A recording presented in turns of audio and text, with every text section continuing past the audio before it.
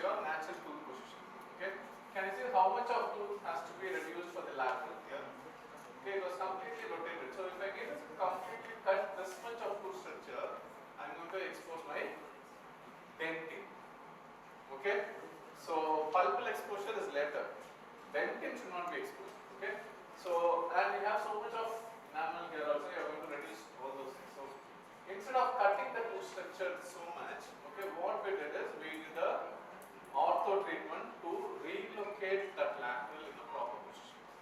Okay, so in aesthetics there are 4 R's. One is rotation, relocation, realigning, and then comes the last one is your restoring. Okay, so the rotation, relocation, realigning, and reshaping.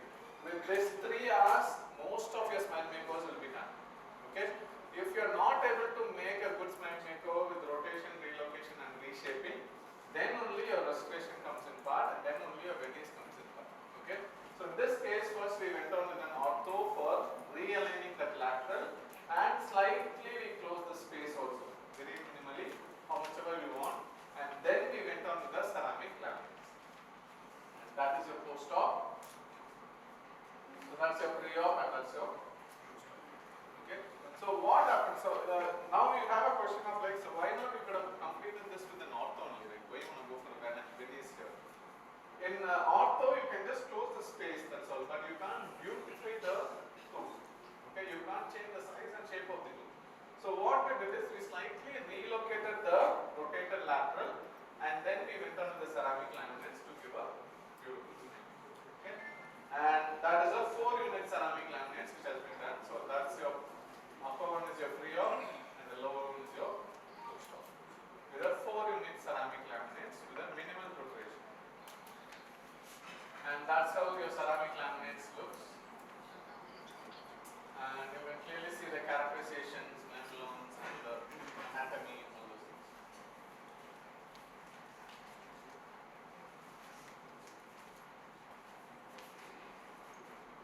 So that's your pre-op and post-op, that's your patient's smile. Okay? And most of the time, okay, most of your aesthetic cases will go with the final perio touch. Always. Okay? So without perio, you can't complete a good aesthetics. So always the perio plays a major role. Then coming to the 2-unit ceramic laminates. Okay? This patient came with a chief complaint of pig laterals. Can you see here? So she had a pig lateral on both sides, and she wants to correct that alone. Okay, so and again she was an Invisalign case.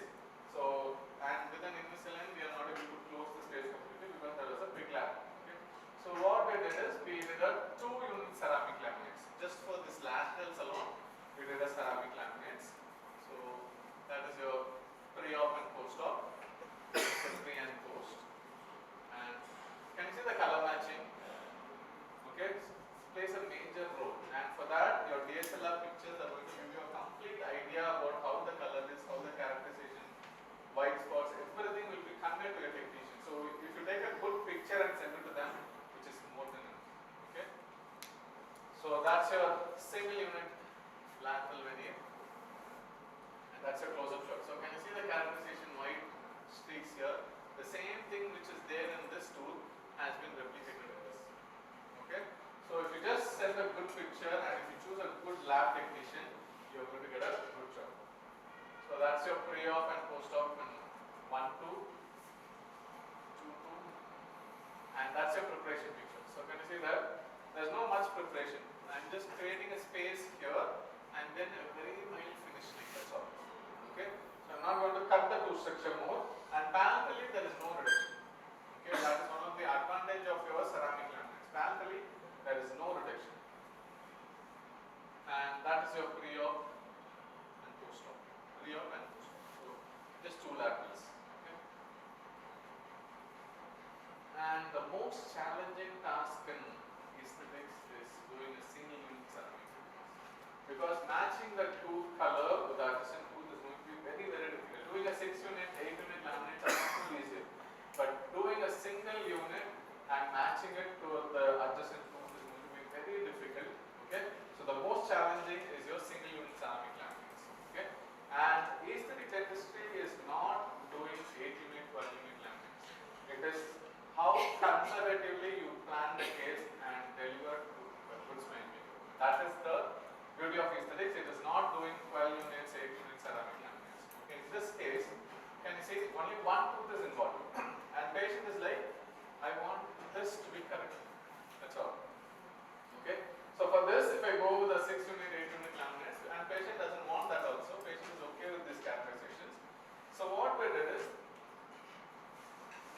your preparation. That's called as wing preparation because the contact is proper. There is no problem with the contact. So what we did is we didn't break the contact. We just maintained the contact and we maintained the wing. So that is your wing preparation, and that is your single unit ceramic laminate, and that's your pre-op, and that is your post-op. So matching a single unit ceramic laminate is going to be very, very difficult, and getting those kind of characterizations and everything is going to be really challenging. Can you see that? So that is the kind of aesthetics which you have to deliver to the patient, and doing a single unit is going to be very, very difficult, and that's your pre-op and that is your post-op. Okay. So why I have put this cases, it is not like delivering value because now people are thinking doing ceramic laminate is aesthetic. No. Okay. How conservatively, how beautifully you would deliver to the patient in a conservative manner is your aesthetic. Okay. So that's your pre and post.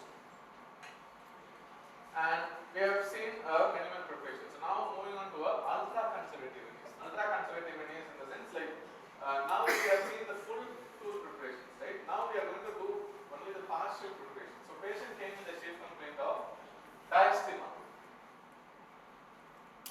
Okay, so that is your diastema, and patient is like not willing for composite. Okay, and that is your ceramic laminate which has been delivered. Can you see that?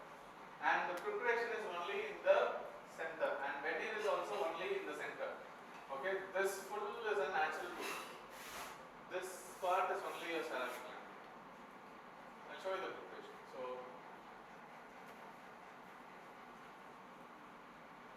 So that is after preparation, and that's how we convey to the technician how we want the veneer to be. Like in this area, this blue mark area, I want a thicker veneer, and in this green mark area, my veneer thickness should fade out. So like that, you have to mark and you have to send it, and you will get your ceramic laminates. So that, okay? So it is not like preparing the full tooth is your ceramic laminates. Even your partial, this is called as partial veneers or ultra conservative veneers or sectional veneers, and that is your pre. Can you see how beautifully it is merged? Okay, and you can't see the margins also. Okay, so that is how, and that is made up of a feldspathic. Okay, there are two types of veneers, two types of ceramic laminates. One is so all these veneers are made up of glass ceramic. It is not because of with the zirconia. Okay, we all know all ceramic means zirconia, but there's another product called glass ceramics. Glass ceramics, we have lithium disilicate and we have feldspathic. Okay, so these kind of sectional veneers can be made only with the feldspathic veneers, so that it looks more beautiful. Okay, but the lab charge itself they cost you around 7,500 to 8,000. But the beauty of what you deliver is going to be much better. Okay, and coming to the next case of sectional veneers, that is your midline diastema, and that is what the preparation is. Can you see a mild finish line over there? Okay, and that is a macro shot. In that you can see that finish line. Otherwise, you can't see the finish line. You need to do with the microscope or with the loops. Okay, to do this kind of ultra conservative preparation. And that is your ceramic laminates, etching, bonding, and that's how your veneers goes in. Okay, so you put the resin cement over here, and then just place it and remove all the resin cement. Finish polish your veneers are done. So that's your veneers. So that's your pre and post. Okay, and that is going to be for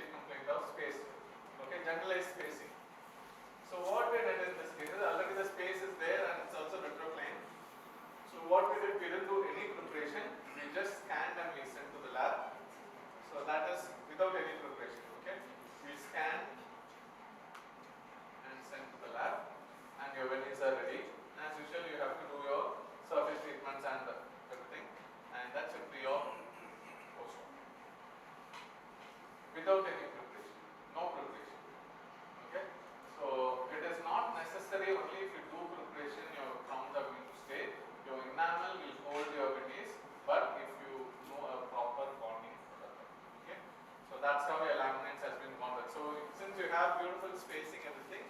So, but not every case can go for a no preference. Case selection plays a major role. So that is your trans-elimination shot where your Venice exactly looks like your enamel. And if you want to know more about your ceramic laminates, no Venice, okay, so these are the articles which you can read upon. No Venice part 1 by Mohan V and Mohit, and part 2 case selection treatment planning for no Venice. Okay, so these are the articles for no Venice. And coming to the digital footnote here. Okay, so initially we all have the analog of like taking impressions, all those things. But now it is completely a digital era where we can just do scanning and we can do wonders. Okay. So this case, what we did is, patient came with a shape complaint of completely collapsed bite. Okay, completely a collapsed bite. And that is your pre-op and that's your post-op. Okay. So upper anteriors we went on with the ceramic laminates. Lower anteriors we went on with the composite veneers. And your posteriors we went on with the partial bounded restrictions like overlays, onlays, tabletops, veneer lay. So like that we did it, and that's how we completed the case. So that's the collapse. Right? Can you see that?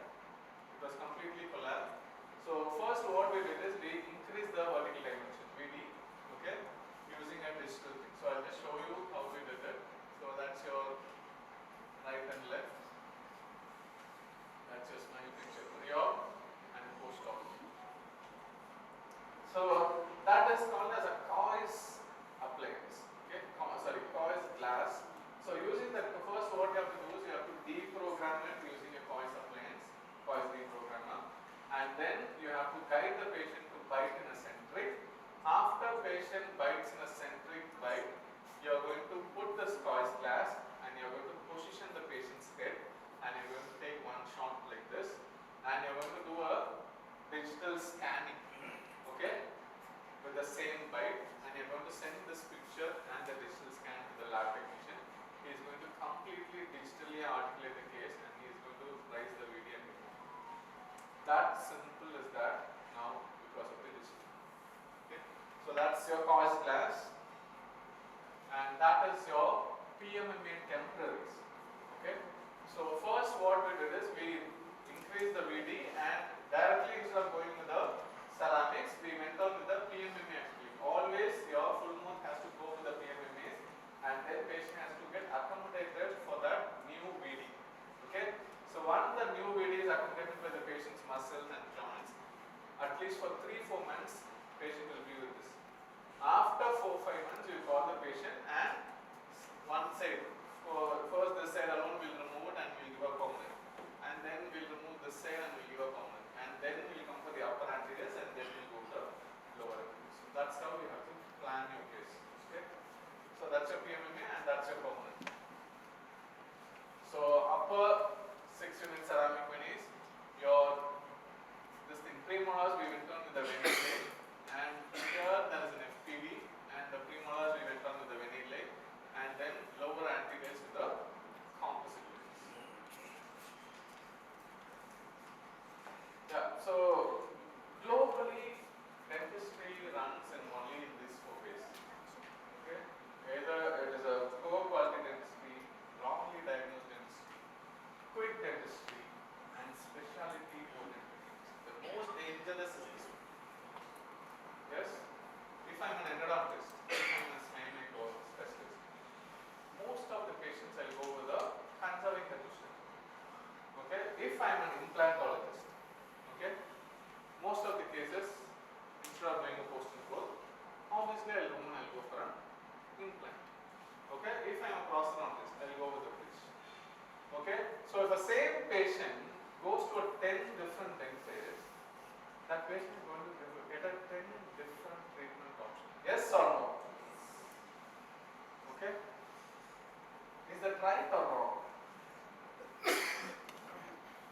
Is that right or wrong? Wrong. See, in my perception, post and core is good. In implantologist perception, implant is good. Both are right, but poor patient is going to get trouble. So, specialty oriented dentistry is the most dangerous.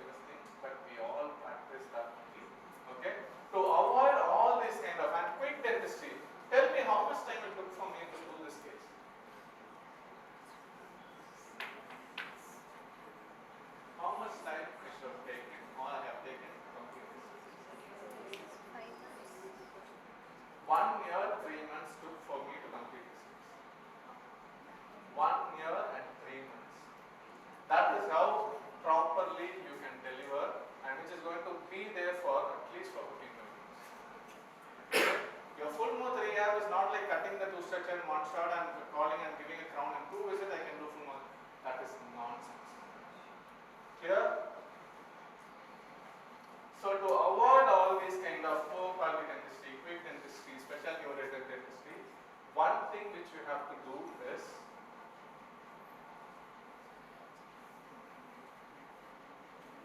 spend more in education and develop your clinical skills every day. Wherever you get this kind of lectures, wherever you get this kind of international speakers or Indian speakers, anybody goes or talking, please go and attend those lectures.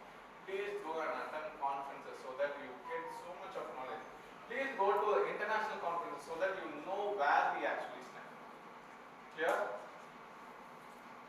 So to avoid all these things, spend more in education, develop your clinical skills. That's where you're going to be in an international standards. And that's when we started doing more and more of travel and education. And these are the mentors where I learned my Venice, Professor Marcus, Jody Mananda, and Walter Devato. And that is my photography thing, Xavier, so who taught me complete photography. And Osama Shalom for composite laminates, and he's a president of Asian Congress. So that's when you grow more, and that's when you understand that actually we stand. Okay, so please do attend more and more of international conferences so that coming to the Venice preparation steps. Okay,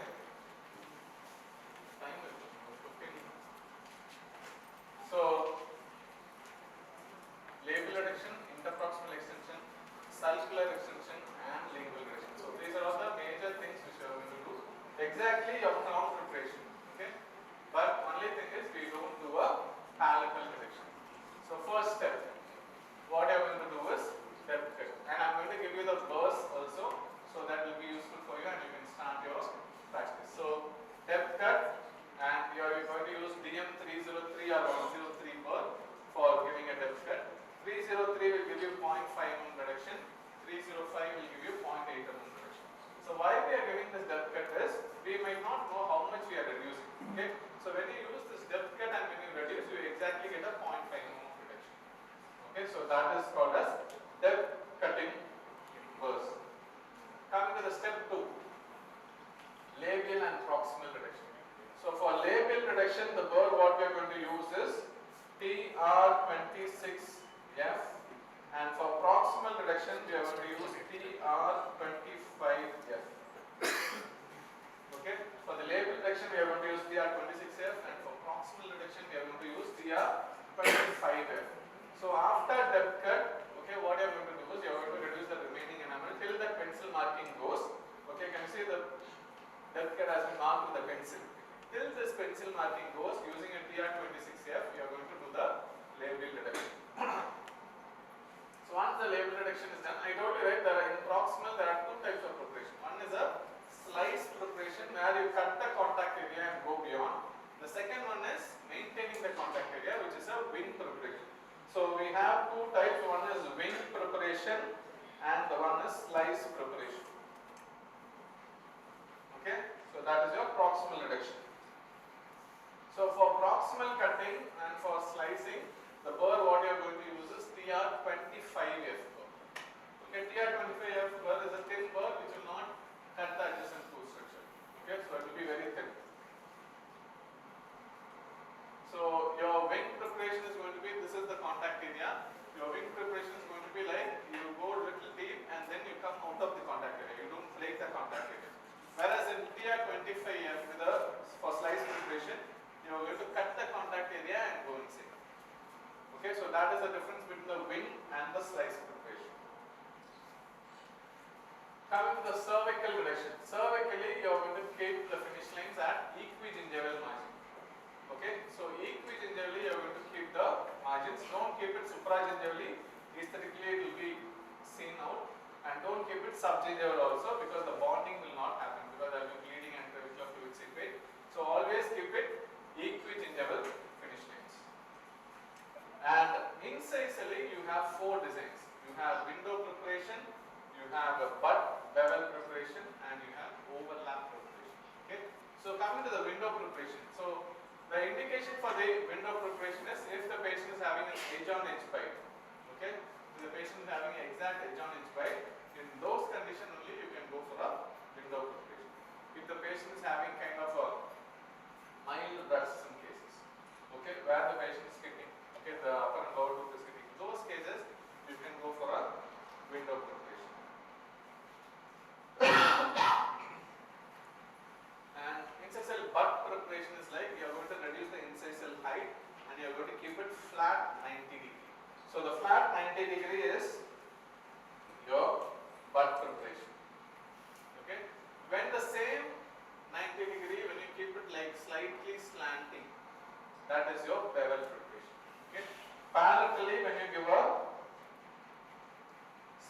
slight slanting preparation like this.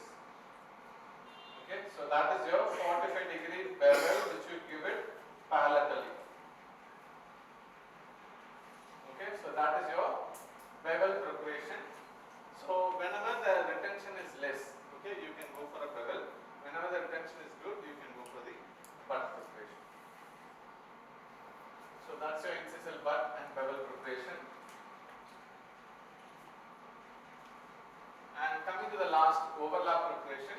So mainly for the canines we prefer these overlap preparations where you create a notch and you're going to connect it palatally. But still you can see the cingulum is strong enough here. Okay, we are not going to touch the cingulum area. Why? Because cingulum is the most prominent part. Okay, and you have a more of dentin chunk in that cingulum area. If that is broken or if you are going to destroy that cingulum, your tooth is going to fracture easily. And that is what we all do when you do a crown preparation. Okay, when you do a root canal, you are going to completely remove all the radicular dentin. Okay, and when you do a crown preparation, you are going to remove all the coronal dentin and you are going to remove the cingulum also. When that cingulum bulk is reduced, your tooth becomes weak. Okay, but we all do crown preparation. We cut off throughout and we tell the patient that we are strengthening the root structure by giving a crown. Okay, so please make sure you don't touch the cingulum area. You are going to do only label preparation, very minimal preparation. In that itself, you can give a quality smile makeovers. Clear?